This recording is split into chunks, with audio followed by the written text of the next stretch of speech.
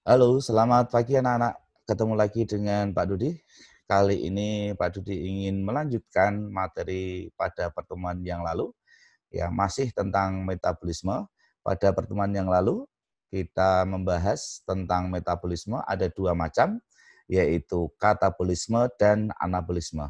Pada pertemuan yang lalu kita sudah membahas tuntas tentang katabolisme. Nah, untuk pertemuan kali ini kita bahas tentang anabolisme. Apa itu anabolisme? Anabolisme adalah suatu peristiwa perubahan senyawa sederhana menjadi senyawa yang kompleks. Nama lain dari anabolisme adalah peristiwa sintesis atau penyusunan. Ya. Pada reaksi anabolisme, ini menantinya akan membutuhkan energi. Nah, energinya nanti bisa berupa energi cahaya, bisa berupa energi yang lain. Ya. Untuk memahami apa itu anabolisme, Pak Dudi ingatkan lagi pada saat pembahasan tentang cara kerja enzim, yaitu salah satunya adalah cara kerja enzim lock and key, ya, di mana ada dua substrat di sini yang setelah terjadi reaksi kimia akan digabung menjadi salah satu senyawa. Saya ulang, ada dua senyawa atau lebih setelah terjadi reaksi akan bergabung menjadi satu senyawa. Nah, ini untuk memahami apa itu anabolisme. Salah satu contoh anabolisme adalah fotosintesis. Perhatikan reaksi di bawah ini, ya, yaitu bahan mentahnya adalah H2O, air, CO2, nanti akan dirubah menjadi C6H12O6 atau glukosa dan zat sisa berupa oksigen. Jika kita perhatikan reaksi di atas, terjadi proses penggabungan senyawa H2O dan CO2, ini merupakan senyawa yang sederhana, menjadi senyawa yang kompleks, yaitu C6H12O6 atau glukosa. Hal-hal yang perlu diketahui pada fotosintesis yaitu komponen-komponen fotosintesis. Jadi kalau tidak ada salah satu komponen maka tidak akan terjadi peristiwa fotosintesis. Apa saja? Yang pertama tentunya adalah bahan baku, yaitu tadi sudah disebutkan CO2 dan air. Yang kedua adalah cahaya. Nah, sesuai dengan namanya fotosintesis, pembentukan yang membutuhkan energi foton atau energi cahaya. Energi cahaya di alam menggunakan energi matahari, di mana tidak semua energi matahari diserap untuk fotosintesis. Ternyata hanya 2% saja yang diambil untuk fotosintesis. Selebihnya dipantulkan. Menurut beberapa percobaan yang menggunakan ganggang hijau chlorella, ternyata spektrum cahaya yang banyak diserap klorofil untuk fotosintesis adalah spektrum warna merah dan warna biru ungu atau nila. Faktor yang berikutnya adalah pigmen. Nah, tentunya fotosintesis tanpa adanya pigmen tidak akan terjadi peristiwa fotosintesis. Pada tumbuhan memiliki pigmen berupa klorofil, yaitu ada klorofil A, klorofil B, klorofil C, dan klorofil E. Khusus klorofil A dan B terdapat pada tumbuhan tinggi, sedangkan klorofil yang lain terdapat pada jenis alga tertentu. Berikutnya suhu. Untuk suhu mungkin tidak perlu kita bahas lebih lanjut di pertemuan yang lalu ya. Kita sudah membahas tentang enzim. Kerja enzim dipengaruhi oleh suhu. Enzim akan bekerja dengan baik pada suhu yang optimum. Kemudian yang terakhir yaitu adalah molekul karier dan enzim. Enzim juga sudah tidak perlu kita bahas ya. Jadi molekul karier pada kloroplas selain dari pigmen terdapat pula berbagai molekul karier yang berfungsi nanti dalam transfer atom hidrogen, ya, elektron dan transfer energi. Nah, itu hal-hal yang perlu diketahui pada fotosintesis. Berikutnya kita akan membahas tentang fotosintesis. Fotosintesis terjadi melalui dua tahap. Yang pertama adalah reaksi terang dan yang kedua reaksi gelap. Reaksi terang adalah reaksi yang terjadi pada bagian grana atau tilakoid. Ya. Kemudian untuk reaksi gelap nanti terjadi pada bagian stroma. Nah, grana dan stroma itu seperti apa? Nanti kita lihat satu persatu bagian-bagiannya. Ya. Kita bahas dulu yang pertama tentang reaksi terang. Disebut reaksi terang terjadi penangkapan energi foton atau cahaya oleh klorofil. Reaksi terang terjadi di bagian membran tilakoid. Nanti kita akan lihat bersama-sama. Ya. Dalam proses reaksi terang, hal yang pokok adalah tertangkapnya foton atau energi cahaya oleh suatu sistem yang ada pada kloroplas, yaitu klorofil. Sistem inilah yang nanti disebut dengan fotosistem. Ada dua macam fotosistem. Yang pertama, fotosistem 1, ini mampu menangkap cahaya dengan panjang gelombang 700 nanometer. Maka sering disebut dengan P700. Yang kedua adalah fotosistem kedua. Memiliki kemampuan menangkap energi cahaya dengan panjang gelombang 680 nanometer. Makanya sering disebut dengan P680. Nah, perhatikan untuk animasi terjadinya reaksi terang berikut ini. Nah, kita tahu bahwa fotosintesis terjadi pada bagian daun. Nah, tentunya Pak Dudi tidak perlu menjelaskan panjang lebar tentang jaringan pada daun. Ya. Fokusnya adalah pada jaringan mesofil, yaitu pada jaringan polisade dan jaringan bunga karang. Pada jaringan polisade, ya, kita lihat, diperbesar lagi, banyak terdapat kloroplas. Nah, ini bagian bulat-bulat yang berwarna hijau, ya, inilah yang disebut dengan kloroplas. Pada bagian inilah nanti terjadi peristiwa fotosintesis. Kita perbesar lagi bagian-bagian kloroplas, nanti kita akan lihat mana itu tilakoid, mana itu stroma. Ini organel sel di kelas 11. Nah, kloroplas kalau kita lihat tersusun atas bagian-bagian berikut. Kloroplas memiliki 3 macam membran, membran luar, membran tengah, dan membran dalam. Nah, pada bagian dalam ini terdapat tilakoid, yang mana itu? Nah, ini yang seperti tumpukan piring atau tumpukan pizza. Nah, tilakoid ini akan bertumpuk, ya, membentuk suatu bangun yang disebut dengan granum. Nah, ini nanti reaksi terang terjadinya pada membran tilakoid.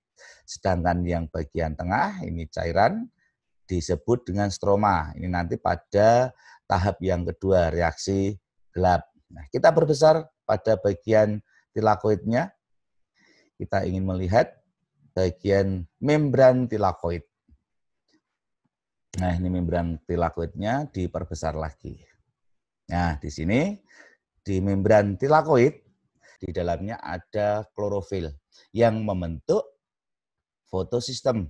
Tadi kita mengenal ada fotosistem yang pertama dan fotosistem yang kedua. Nah, pada penjelasan nanti Pak Dudi ingin membagi per bagian, ya, supaya mudah dipahami. Ingat, tidak perlu dihafal tapi dipahami.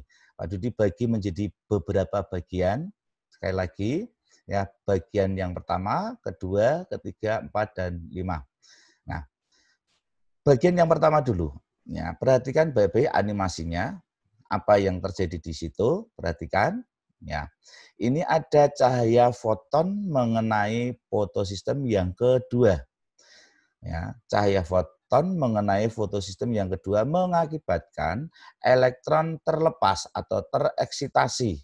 Ya, elektron yang terlepas ini nanti akan digantikan oleh elektron yang dilepaskan hasil dari fotolisis air. Apa itu fotolisis air? Yaitu pemecahan H2O air menjadi hidrogen dan oksigen. Sekali lagi, bagian yang pertama, energi cahaya mengenai fotosistem yang kedua, mengakibatkan elektron pada fotosistem kedua terlepas atau tereksitasi. Ya. Kemudian elektron yang terlepas digantikan oleh elektron hasil dari fotolisis air. Fotolisis air tadi adalah pemecahan H2O menjadi H2 dan O. Ya, itu yang pertama.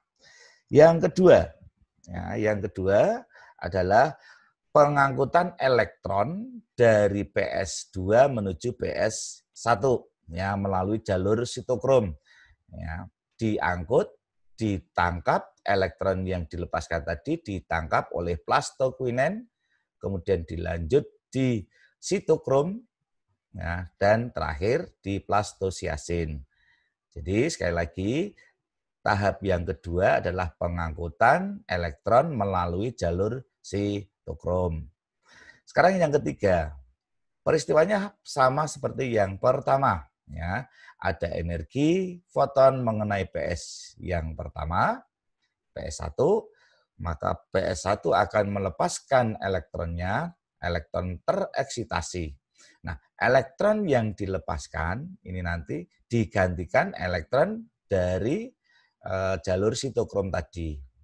Ya, itu yang ketiga. Sekarang yang keempat. Elektron yang dilepaskan oleh fotosistem 1 akan digunakan ya, NADP oleh NADP untuk mengikat hidrogen hasil fotolisis air tadi ya membentuk NADPH.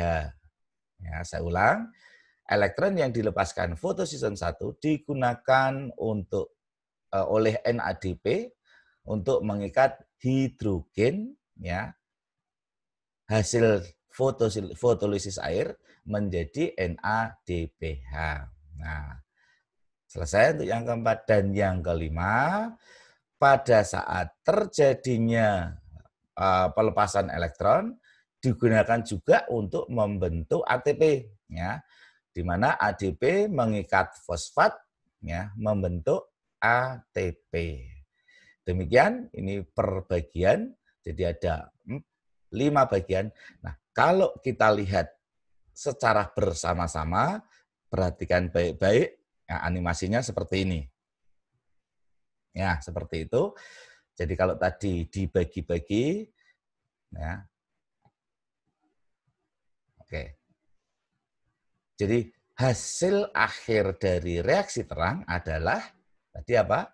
NADPH dan ATP. Nah, ini perhatikan.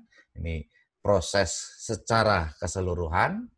Ya, sebenarnya pada peristiwa reaksi terang hanya proses pemindahan elektron. Ya, jadi ini hasil akhir dari reaksi terang yaitu NADPH dan ATP. Ini nanti yang akan dibawa ke tahap kedua yaitu reaksi gelap. Untuk skemanya untuk memahami Anda nanti bisa dilihat sebenarnya adalah intinya hanya pada pergerakan atau perpindahan elektron dari PS1 menjadi PS2. Kalau kita lihat di sini ada perubahan energi cahaya menjadi energi kimia yaitu NADP, H dan ATP. Nah, ini hasil akhirnya. Kita lanjut untuk yang ini untuk berdasarkan aliran elektron nanti Anda pelajari sendiri ada 2 macam, jalur elektron siklik dan jalur elektron non siklik. Ini perbedaannya, kalau siklik berarti elektron akan kembali ke fotosistem, sedangkan yang non siklik dia tidak akan kembali lagi. Nah, untuk reaksi gelap, ya reaksi gelap sering juga disebut dengan siklus Kelvin, merupakan reaksi lanjutan dari reaksi terang dalam proses fotosintesis. Bagian tumbuhan pada reaksi gelap tidak dibutuhkan energi foton, tapi dibutuhkan energi dari ATP dan NADPH. Pada reaksi gelap nanti akan menggunakan CO2 untuk membentuk gliseraldehid 3-fosfat atau kita sebut dengan 3GP ya, yang merupakan gula berkarbon 3. Nah, untuk membentuk satu glukosa itu dibutuhkan 2 molekul gliseraldehid 3-fosfat. Nah ini komponen yang dibutuhkan untuk reaksi gelap yaitu CO2 dari udara bebas dan hasil dari reaksi terang tadi adalah ATP dan NADPH. Perhatikan untuk skema berikut ya. Untuk reaksi gelap nanti terbagi menjadi 3 tahap yaitu fiksasi, reduksi dan regenerasi. Ya. Perhatikan bagian berikut ya. Apa itu fiksasi? Fiksasi adalah pengikatan molekul CO2 oleh RUBP, ribosa bifosfat.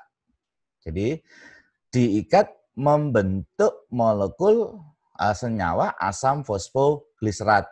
Ya, 3 molekul CO2 ya, diikat oleh 3 molekul RUBP, nanti akan dibentuk 6 molekul 3 asam fosfogliserat. Ini disebut dengan fiksasi. Berikutnya, ya, tahap reduksi. Pada tahap reduksi ini ada pengubahan asam fosfogliserat atau PGA menjadi gliseraldehid 3-fosfat atau PGAL. Ya, dengan mendapat energi dari ATP, ya, ATP yang sudah melepaskan fosfatnya akan berubah menjadi ADP. Dan juga tadi NADPH, ya, setelah digunakan akan berubah menjadi NADP. Ya. Ini namanya adalah reduksi. Jadi tadi fiksasi, reduksi. Berikutnya, dari 6 molekul gliseraldehid 3-fosfat atau 6 molekul PGKL, nanti 1 akan dikeluarkan dari siklus. Ya, 1 akan dikeluarkan dari siklus yang nanti akan dibentuk glukosa. Sedangkan 5 molekul ya, gliseraldehid atau 5 molekul PGKL akan dikembalikan lagi menjadi ribosa bifosfat. Ya, ini dengan menggunakan energi ATP. ATP yang sudah digunakan berubah menjadi ADP. Peristiwanya disebut dengan regenerasi. Nah, kemudian, ini tadi yang keluar dari siklus, yaitu 1 molekul gliserat, kemudian akan dirubah menjadi glukosa melalui peristiwa polimerisasi. Ingat, untuk 1 glukosa dibutuhkan 2 PGAL. Maka untuk 1 glukosa harus melakukan 2 kali siklus Kelvin. Nah, seperti itu. Jadi secara singkat, ya, fotosintesis dapat digambarkan sebagai berikut. Anda bisa perhatikan lagi gambarnya, ini reaksi terang dan ini reaksi gelap. Nah, demikian anak-anak. Semoga penjelasan tadi bisa bermanfaat. Ya, tetap semangat belajar, selalu jaga kesehatan. Terima kasih, matur suwun, see you.